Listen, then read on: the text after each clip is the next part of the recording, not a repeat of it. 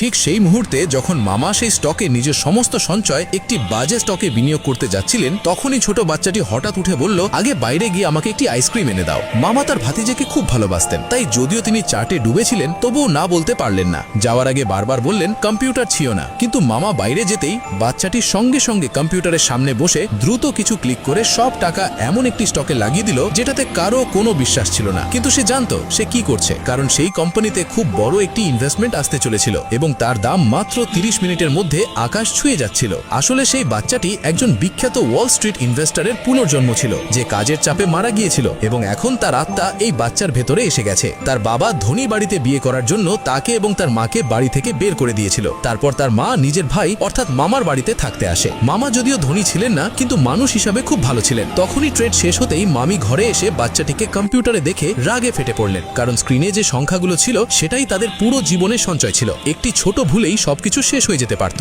তখনই মামা আইসক্রিম নিয়ে ফিরে এলেন। মামি চিৎকার করে বললেন, দেখো তোমার ভাতিজা কি করেছে। মামা যখন স্ক্রিনের দিকে তাকালেন তিনি হতবাক হয়ে গেলেন। ভাতিজা এমন একটি স্টকে টাকা লাগিয়েছিল যেটাতে কারো কোনো বিশ্বাস ছিল না। মামি রাগে ঝাড়ু তুলে নিলেন বাচ্চাটিকে মারার জন্য, কিন্তু মামা তাকে থামালেন এবং বাচ্চাটিকে চেয়ার থেকে উঠতে বললেন যাতে স্টক বিক্রি করে কিছু ক্ষতি বাঁচানো যায়। কিন্তু ভাতিজা মামার হাত ধরে বলল, যদি এখন স্টক বিক্রি করো তাহলে কোটিপতি হওয়ার সুযোগ হারাবে। কিন্তু মামা মামি তার কথায় বিশ্বাস করতে পারলেন না, বারবার তার হাত ছাড়ানোর চেষ্টা করতে লাগলেন। তখনই বাচ্চাটি কম্পিউটার বন্ধ করে জোরে বলল, আপনি আমার উপর বিশ্বাস করুন, যদি ক্ষতি হয় তাহলে আমি দায়িত্ব নেব।